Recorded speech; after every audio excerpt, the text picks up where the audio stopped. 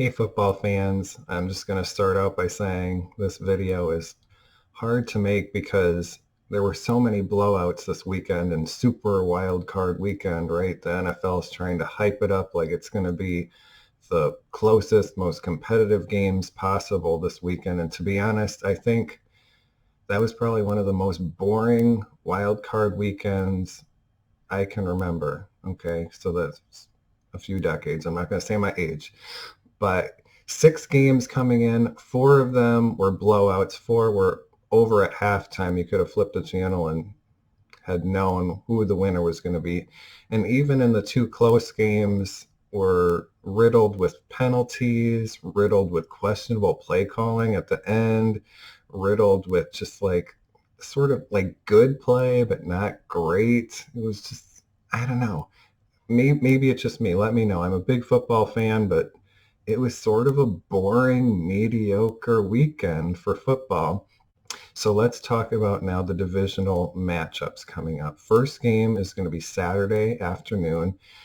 Cincinnati going to Tennessee. Tennessee favored by 3.5 points. I think that's pretty much right on the money, to be honest. Cincinnati coming off the win against the Raiders, 26-19. Derek Carr, too many turnovers, the fumble, the interception.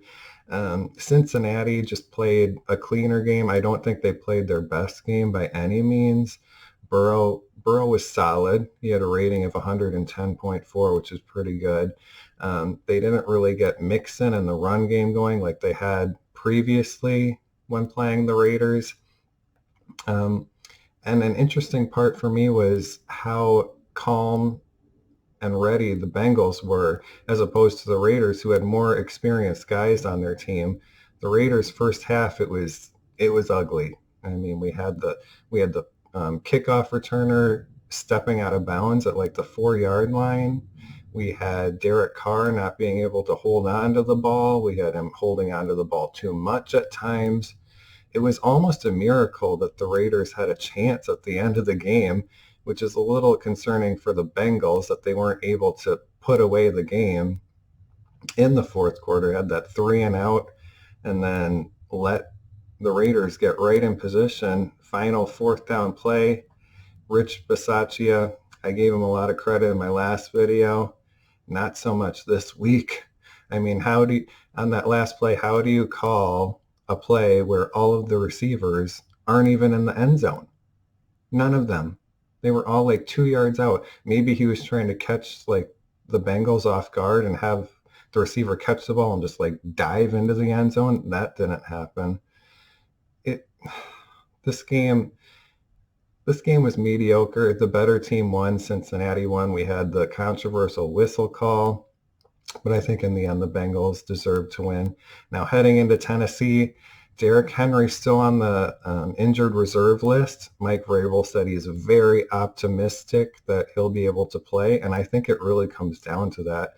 With Derrick Henry in, the Titans will be able to do their usual, run it straight up the middle, pound it through the middle. Even if he's rusty, I think he'll get a good amount of yards. It'll reduce the pressure on Tannehill. They'll be able to include their QB options that were really just like tearing teams apart in the beginning of the season. And I think it just opens up the passing game for them. Tennessee's defense, they got burned by Joe Burrow and the Bengals last season. I think they're going to be a little more prepared, a little more fresh. I expect this game to be very low scoring. I know some people probably think that's crazy and will write in the comments like you're an idiot. But I have the Tennessee Titans winning 21-16. All right, let's move on. So the Saturday night matchup, Green Bay in Lambeau. I think I checked the weather forecast. It's going to be around 15 degrees. So really not horrible coming in. San Francisco, they have a team that's going to be good playing in the cold weather. They have the running game. They have the interesting runs this past weekend against the Cowboys. Samuel going around the edge, I think that's going to give the Packers a lot of trouble. Packers defense has been in decline, and I think especially those edge rushes, the tosses, those have really caused the Packers problems, as well as the depleted secondary. But let's quick go back to the 49ers Dallas game, just my quick thoughts. I thought really Dallas sort of beat themselves in the first half. San Francisco came out very solid. They clearly had more energy. They were more relaxed. Dallas looked like they knew the pressure was on them. Dak held onto the ball way too long, too many turnovers. Dallas got away from the running game way too quickly. Pollard was actually probably having the best game. He only got the ball 4 times. Ugh, 4 times. They gave it to Zeke 12, but they put too much pressure on Dak. Offensive line really did not hold up well to San Francisco's defensive line. Bosa had a great game until he went out, which is an injury concern going into the Packer game for the 49ers. At the end of the day, I think the 49ers, it's similar to the Cincinnati Raiders game where these two were close games, but one team played like slightly better. Jimmy G had a decent first half, but then that second half, I mean, the 49ers only scored that touchdown off of the Prescott interception and then basically went to sleep. I mean, they could have put away the game, but then gave Dallas numerous chances to win. It was like both teams were trying to allow the other team to win. They're like, no, we're good. We're good. We'll just let you win. And in the end, with 14 seconds left, that run, I cannot believe. I don't know who called that play. I'm guessing Kellen Moore, but that was pretty bad. I mean, to run a QB draw with 14 seconds left, no timeouts, you almost need it to be absolutely perfect to be able to get one play off, maybe with like 1 or 2 seconds left at the end zone from like the 30-yard line. And the other options were they were clearly, San Fran's defense was playing the sidelines. So why not just take 2 or 3 shots at the end zone, or just try like something closer to the end zone, maybe get a pass interference penalty. But instead they decided to sort of put it in the hands of the officials to, hurry up and make that play for them once Dak slid. But it's just not enough time. I mean, the defenders could have held up the offense for a little bit, just enough the clock ran out. Unfortunately, Dak didn't hold or give the ball to the officials. I mean, so even with these close, dramatic games, it wasn't because of good play. It was because just like random, horrible play calling that I think I was even joking with friends saying, watch, Dallas is going to run the ball with 14 seconds left, like thinking it was a joke. And then like right after the timeout, that's what they did. I don't think Mike McCarthy is the coach for Dallas. I didn't think he was the coach for Green Bay. I think Dallas is going to keep him around, but eventually they'll figure it out. So anyways, this game in Green Bay, Lambeau, Green Bay favored by 6. I think the Packers do win. I think they cover that. I'm going to go Green Bay 30, San Francisco 22. I just think San Francisco is way too one-dimensional. The Packers defense will give up a lot of the chunk plays on the running game. Interesting stat, Aaron Rodgers is 0-3 against San Fran in the playoffs. I just think it's going to be a different game. I think offensively, Green Bay is going to trouble San Francisco. I think they're going to own the time of possession. I think they're going to get off to a better start, which forces Jimmy G and the Niners to have to be more of a passing team, which is not what they want. So I'm going Green Bay 30, San Fran 22. All right, next game. We have the Los Angeles Rams going into Tampa Bay to face Tom Brady and the Bucs Sunday afternoon. Buccaneers favored by 3. Both of these teams are coming off of blowout wins. Tampa Bay's was more expected. I think the main concern for Tampa Bay is their offensive line. They had a couple of injuries during the game. It seemed like every possession they had an injury. It was sort of a brutal game for them. But Bruce Arians made a good point. He said, as long as like the offensive line sort of holds up for Tom Brady, he trusts Tom Brady to win. And I agree with him. I think the game plan really came out how I thought it was going to be. They used Brait a lot more. They actually sort of used Gronkowski as just like I can't think of what it's called.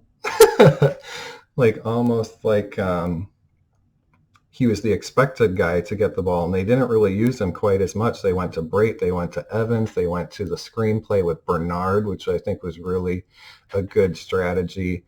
Keyshawn Vaughn, he did very well, especially in that first half, loosening up the Philly defense. Brady was sacked 4 times. That could be an issue going in against the Rams. Rams coming in, they just dominated the Cardinals. Really surprising game from Kyler Murray. He just looked totally shell-shocked. He basically lost them the game along with their offensive line. I'm not putting it all on Kyler Murray. I mean, the Rams' defensive line was basically in the backfield as soon as the ball was snapped almost every play. Some of the decision-making, though, from Kyler Murray, like the pick six, that was probably one of the worst plays of the season for him. And the Rams, I think, on offense, when they're clicking and when they avoid turnovers, they do have the best offense in the league. Having said that, I think Tampa Bay does win this game. I think if you're asking me who I trust more, Tom Brady or Matthew Stafford, even though Stafford has the better offensive line and better receivers currently, the roster is better offensively for the Rams. And I think defensively, it's comparable.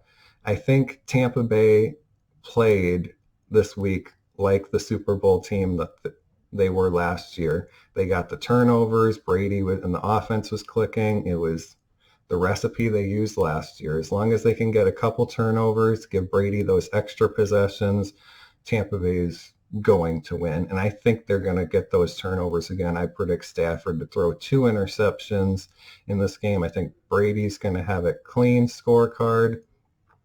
And I like the Buccaneers. I think they win 31-26.